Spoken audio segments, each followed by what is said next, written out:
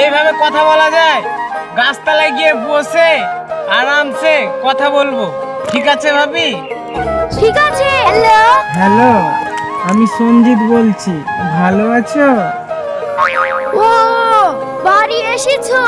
আমি তো ভাবছি তুমি সারা রাত মাঠেই থাকবা। না না, এখনো বাড়ি যাইনি, তোমার সাথে কথা বলবো তাই গাছতলায় এসে বসনু।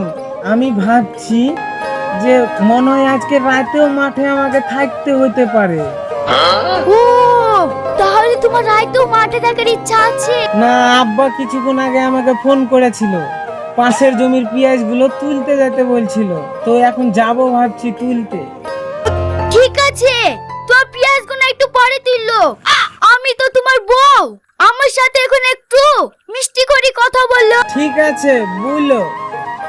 আমাদের বিয়ে তো হয়ে গেছে, পরীক্ষাটা হয়ে গেলেই আমি তোমার বাড়ির বউ হয়ে যাব।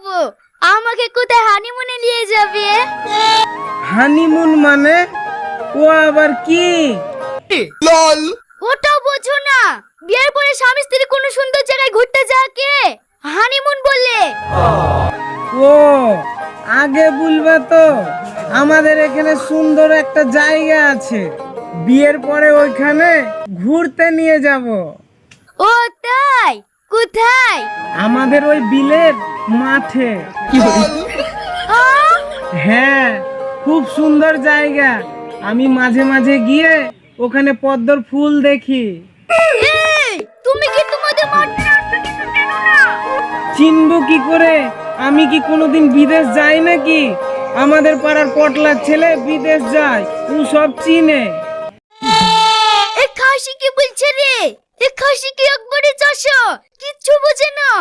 হ্যালো, কি গো, ফোন রেখে ঘুমিয়ে গেলে নাকি? কোথায়? হ্যালো।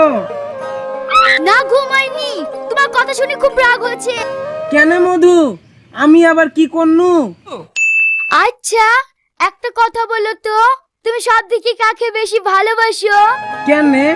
আমাদের ওই ডাঙামাটির জমিটাকে বিশাল ফসল হয়, এরকম মোটা মোটা পেঁয়াজ হয়েছিল, তুমি দেখলে তুমিও ভালোবাসবা। আল্লাহ, আব্বা আমারে কি ছেলের সাথে বিয়ে দিল রে? এই ফোন রাখো, পরে কথা বলবো। ঠিক আছে সোনা, টাইম টাইম খাওয়া দাওয়া করবা আর শরীরের যত্ন নিবা। ফোন রাখছি।